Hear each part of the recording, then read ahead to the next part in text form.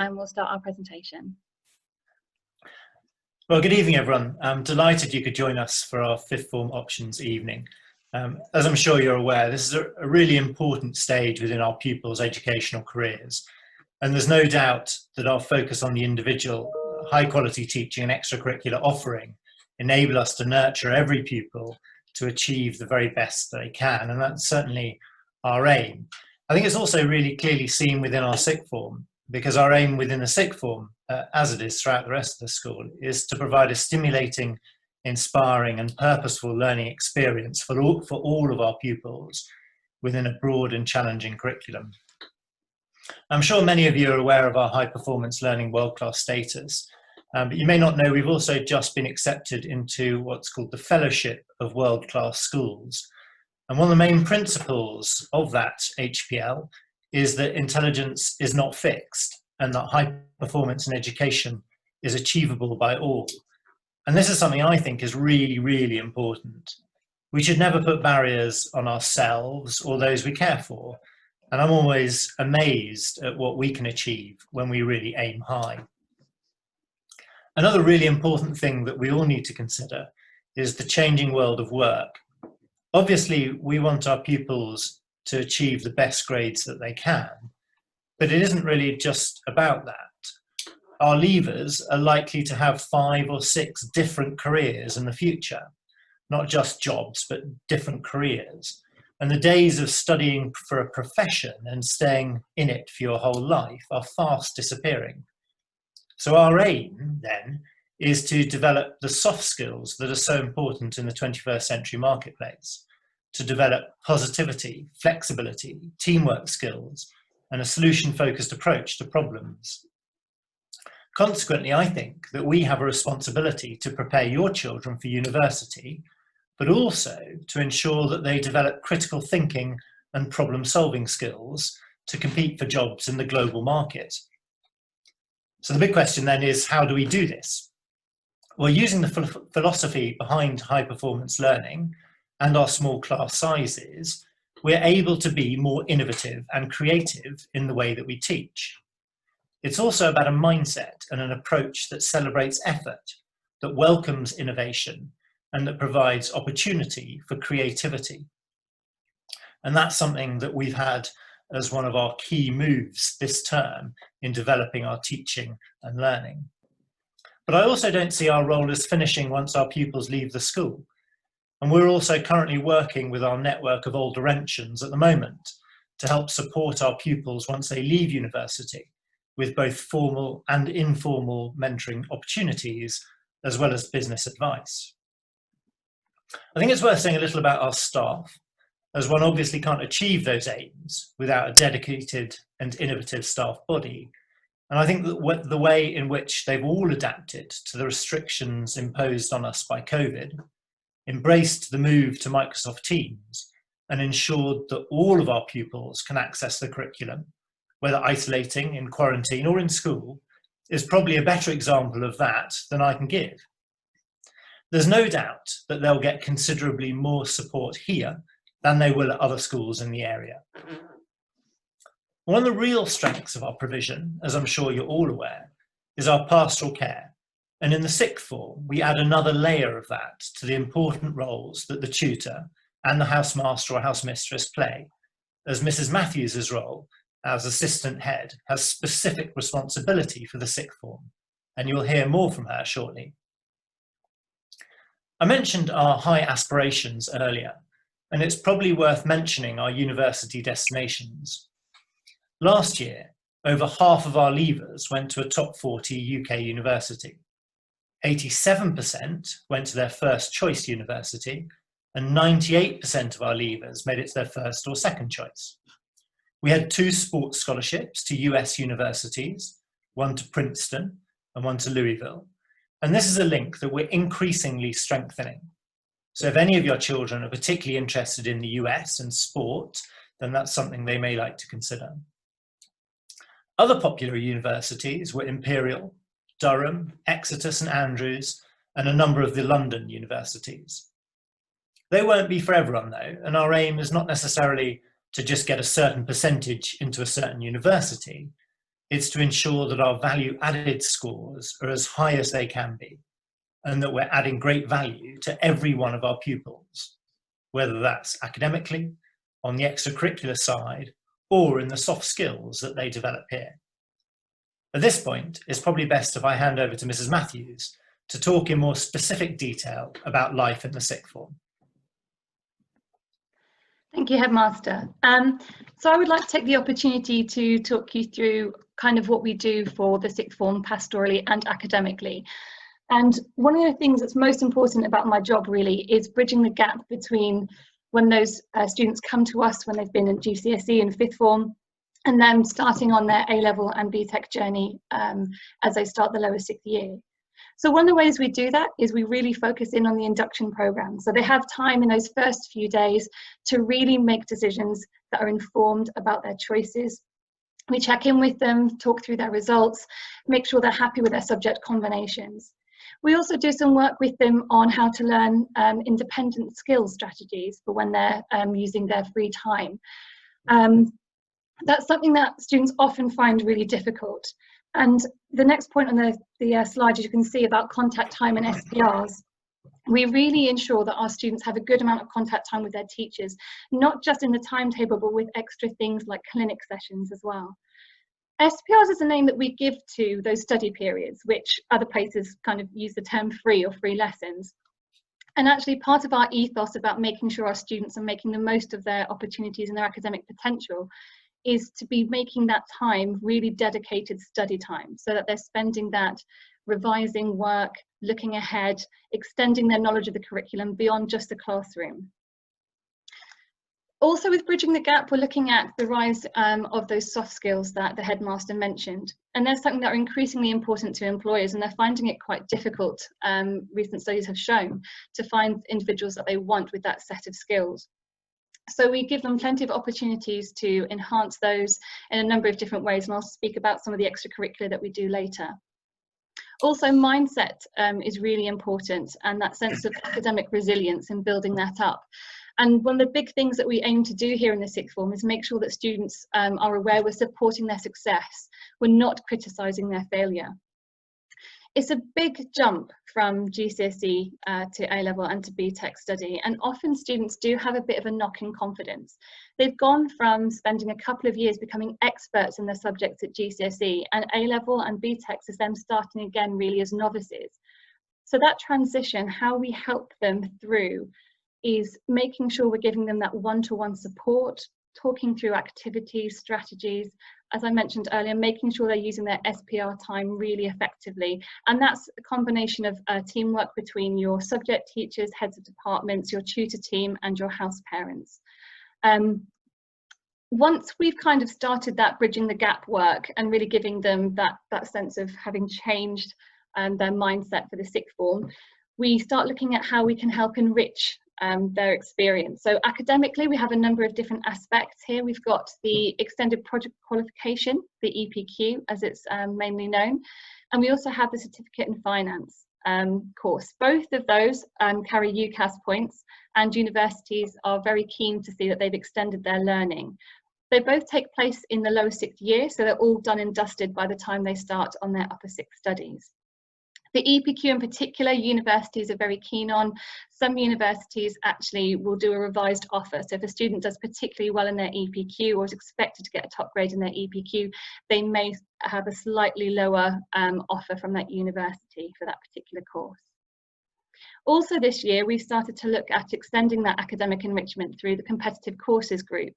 And this is open to any student who is interested in applying for a competitive course, such as medicine, dentistry, or veterinary sciences, or to a university that's particularly competitive. So Oxford, Cambridge, the Russell Group universities, and others that may feature in that top 40 university ranking. So that group, we meet regularly and we offer students the chance to read around other subjects, expand their knowledge, their debating skills as well. And also they will do kind of short presentations on an area of interest. And it's just about helping them hone those skills to be thinking aloud, which are really important if they're going through to interview stages for those competitive courses. We're also launching this year the Northgate Essay Competition. and that's exclusively for lower sixth students. And again, it's giving them the chance to really display their academic skills and what they've learned with independent research and interpretation of questions. On the extracurricular side, we've got the Duke of Edinburgh Award. We often find that students really flourish when they've taken this because it covers a range of different things. Students have to do some volunteering, they've got to show commitment, do an expedition, and there have been some fantastic examples of the students we have currently. So one of our upper sixth actually volunteered to go in and support students in their GCSE business studies lesson, and it's fantastic for her in terms of boosting her confidence and her knowledge, and also a great example looking ahead to university application, but also the world of work, where she's really displaying she's got those soft skills that employers are really valuing at the moment.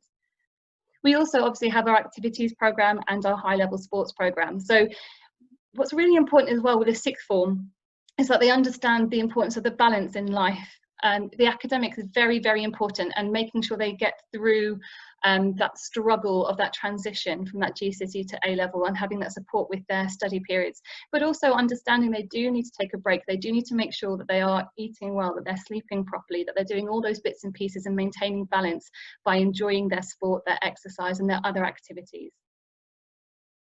In terms of leadership, one of the nice things about our school is the size means that a lot of opportunities are available for our sixth formers. We have whole school level opportunities through the school prefect team. We also have house prefects roles, and that can range from everything to being a sports captain to a competition captain for something like house drama and house music competitions, to your head of house, or even transition prefect, so helping those younger year groups. So again, it's a fantastic opportunity, and housemasters often play really to the strengths of our students to find them a role that means that they're really supporting others in the house.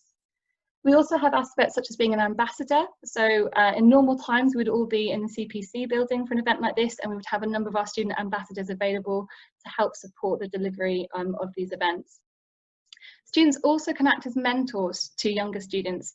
Often houses run mentor group teams, which are sixth form leads. So you might have sixth formers raising particular issues they are interested in and they want to discuss with their tutor teams and their younger students and their mentor groups.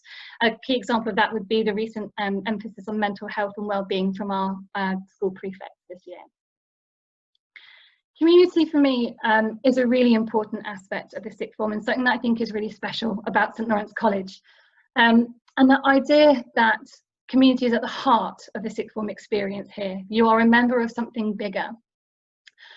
Something that we've looked at recently and something that we've been reviewing is the uniform for our sixth formers. And the plan for September 2021, although we're waiting to finalise details, is for all lower sixth students as well as the upper sixth students to be wearing smart work attire and suits. So there won't be that distinction between the lower sixth and the upper sixth in terms of uniform. Part of our reason behind that decision is about making sure that the students feel that genuine sense of embracing that next level up in their educational journey, but also making that mindset shift that they are now definitely those leaders of the college, those role models to those younger year groups, and that's really important. There are a number of social life aspects and events that we have. There's the sixth form dinner, which normally takes place in the February or March of the school year. And it's a lovely event, which the sixth form get to choose the theme. They often get to choose the dishes and the menu, and it's a really lovely way to celebrate all their successes. Unfortunately, obviously this year it's all been a bit different, but we have snuck a few little things in. So a few hot chocolate and donut treats have emerged over the past week. Other things, the extra support. So as I've mentioned before, you do have that link with your tutors, your house parents, myself as head of sixth form, as well as the teachers. There's also, though, I think the extra support that you get from your peers in the sixth form. They are a very supportive group. And again, that's part of making sure students feel they're part of the upper sixth and lower sixth together. We also have things like the careers fair, where we build up the community link, so with OLs particularly, but also from people in the area local to us that do come in and offer their ideas. And that's led to some opportunities for apprenticeships, for some work experience as well. And the final aspect with references, I thought I'd just mention this, and that's why the community can be quite important here. The references for students leaving to go on to university actually start early, and earlier than people think. So, for example, at the moment, our upper sixth are just about to complete their statements and send off their applications, but our staff will start thinking about adding in reference details in the summer term at the latest. So we're starting to collate that evidence about all the good things that they are doing as sixth formers that we can tell universities about. And one of the nice things about the community here is that each and every student is very well known by their staff. And that means when we are coming to writing references, we really show our understanding of the strengths of those individuals and making sure also that those students can see the strengths in themselves, which sometimes, as we all know, they don't necessarily recognise their own achievements and abilities. So that's kind of an overview of life in the sixth form from my point of view. And I will now hand over to Mr. Pennells, our Deputy Head Academic, to discuss option choice. Thank you very much. Yes, good evening, everybody. And I'm just going to talk you through some of the options and pathways open to pupils here at St Lawrence. We are very pleased to be able to offer a broad subject choice here. You can see there on the slide the range that we offer. Those subjects that are starred are BTEC courses, whereas all others on the list are A-levels.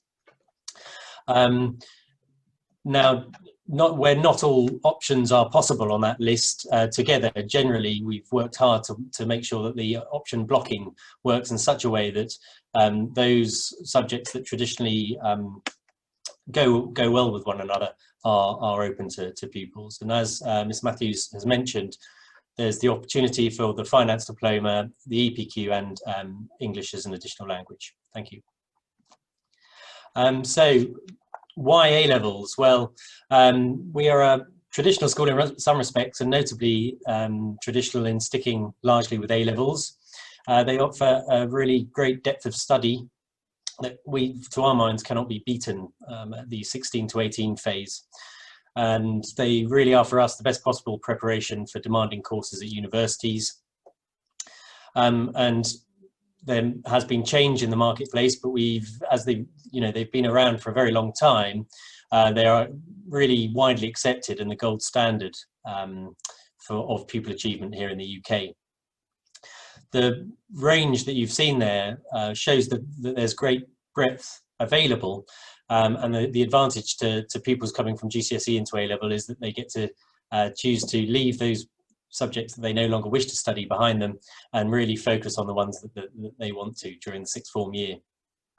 Main academic alternatives to our minds are inferior. That's to mention the International Baccalaureate, which places a requirement on breadth of study rather than depth of study, which in many cases we find is unhelpful. And again, going back to the previous points, what often happens with the baccalaureate is that pupils end up having to study subjects they're not particularly passionate about, let's say, where the A-level allows that. You may have heard of the Cambridge Pre-U as well, which is another set of qualifications which are actually being rolled back now, having been primarily for very, very high achieving pupils. So they're no longer really an option in the marketplace. So in summary, the vast majority of entrants to good universities are still qualified with A-levels, 90% plus at the last count. We also, as you will have seen probably, started to offer a couple of BTEC courses, Sports BTEC, go on to the next slide now please, Sports BTEC and the Business BTEC. Just to say it's a bit stuck, so I'm hoping it will move soon. Talk around it, no problem. Yeah, BTECs have been toughened up in recent years, as have A-levels, and are seen as a respectable alternative, especially where a purely academic pathway doesn't necessarily capture the value of studying in some subjects. So, these two BTECs that we're offering, Sport and Business Studies, allow a good depth of study. They're widely accepted in the vast majority of Russell Group universities. The ways of working in BTEC are more realistic to the real world, and they develop good working practices. BTECs differ from A-levels in that they allow you to bank your work. So there's a continuous set of assessment for BTEC pupils, which then builds up to the end of the two-year course. And BTECs are increasingly valued by employers, and so those holding them are highly employable. Onto the university landscape. A few elements here just to talk about initially the fees impact, which has obviously been a hot topic in recent years. With fees being around £9,000 a year in most good universities, it is a consideration, but actually student debt is still a good deal in summary. So where a pupil may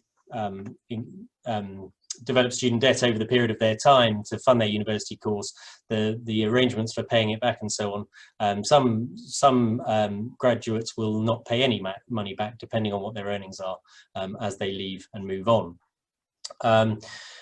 In the university marketplace, we've seen an expansion of places, but also unconditional offers. So that's to say that unconditional offers being awarded with no requirement for post-16 qualifications. Now, these have had the unfortunate effect in removing any motivation amongst the pupil body, let's say, and often distract from a pupil's initial choice and so on. So we recommend to our pupils to beware them, not to disregard them completely, as they can be the right offer, but also to maintain motivation into the university as they move into university.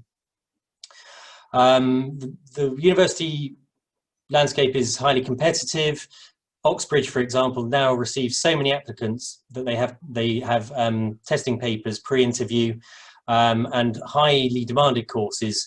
Really, the success rate at interview is 1 in 3. So it is a competitive marketplace, and it's about building the CV, showing a true passion for one subject when it gets to an application to such a university. The overseas market is becoming more attractive to UK students, given the rise in fees in recent years. Mr. Durrant's already mentioned that we've had a couple of pupils go off on scholarships to the United States, and so there is a marketplace there and in Europe. You'll see up there that the UCAS.com website. It's never too early to start thinking about university places and courses and what have you. And we've also invested in Unifrog, which is an excellent platform to which pupils will get logins to allow them to start looking at the different courses, the combinations available amongst universities. To kind of inform that a bit further, pupils are also going to be taking part or invited to take part in Moresby testing, which is a psychoanalytical psychometric testing tool which allows pupils to understand their natural inclinations and perhaps the most suitable jobs, careers for them. The beauty of that is that they get access to this Moresby testing platform forever once they've been signed up, and therefore it's something they can revisit throughout their careers for advice and development.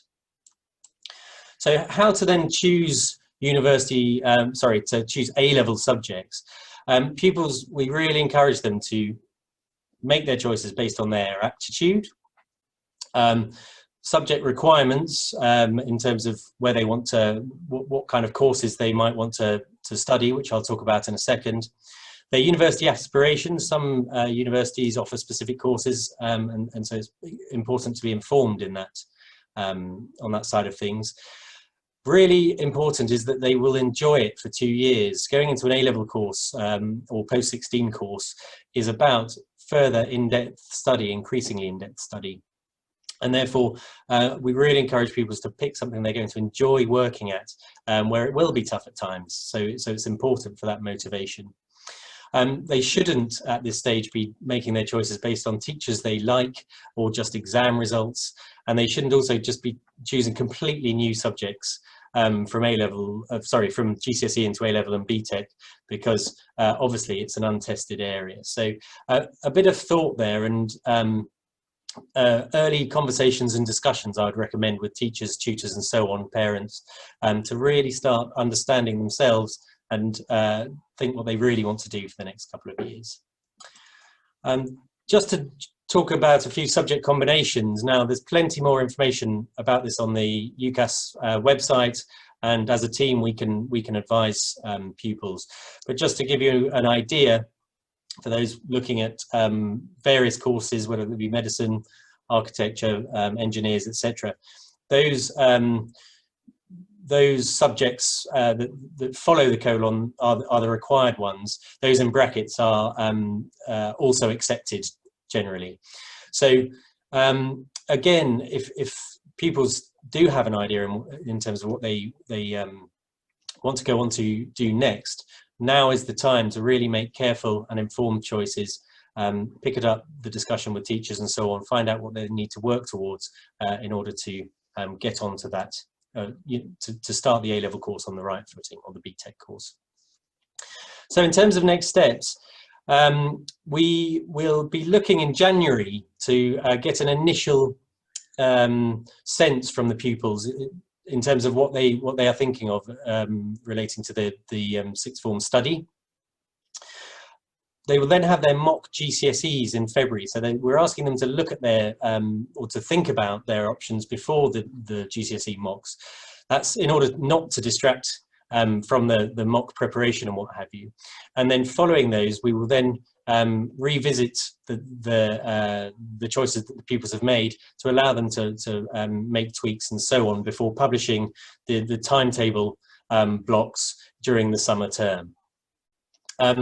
We are flexible as much as we possibly can be on this. We know that not all pupils know exactly what they want to do, and that exam results can change opinion and what have you. So really we're looking for the best idea at this stage. So there's no particular pressure on pupils in January to really be 100% sure, but it helps us with our planning, and also helps, we find, the thought process in terms of pupils starting to consider the subjects they might take on.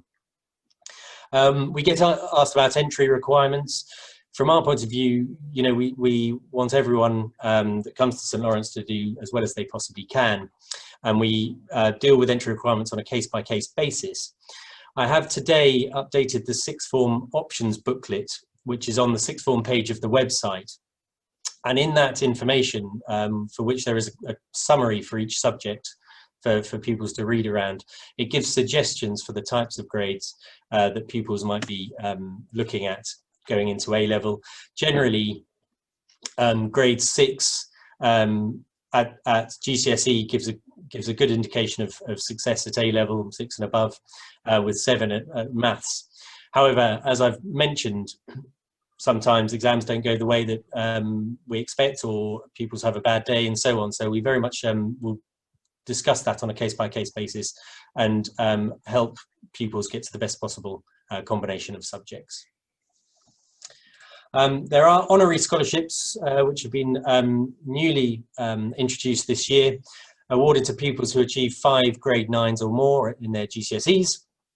They are honorary and non-monetary, but at the same time put those pupils who achieve them into the position of a role model in the academic life of the school, and we encourage those pupils to take an active role in extracurricular academic activities, to mentor pupils who would benefit from their insight and so on. So that's an opportunity for those pupils with 5 9s or above.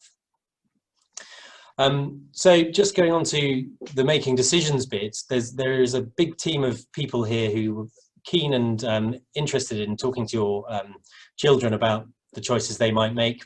Heads of department who will be taking part in Q&As this week, please do attend those and ask any questions that you might have. Similarly, speaking to them off the record or after a lesson or whatever it might be is absolutely encouraged. Housemasters and mistresses can also be an ear to listen and give advice, as well as tutors who your children are seeing on a daily basis and twice a week in kind of tutor sessions. So there's lots of advice there. Mrs. Matthews, myself are available also. The door is open, please, for discussion, answering questions and what have you. And finally, Mrs. Robinson, who's now responsible for the careers side of the school and who is working on the Morrisby testing project. She's got a wealth of knowledge and very, very keen to help should you need. So I think that's the end of what I had to say. I'll pass back to Miss Matthews to continue on the presentation. In which case I will just say thank you ever so much again for your time, very much appreciated, and do keep in touch with us with any questions and any support that you feel you might need in making choices or decisions in the future. Thank you very much. Absolutely. Thank you very much for joining us, everyone.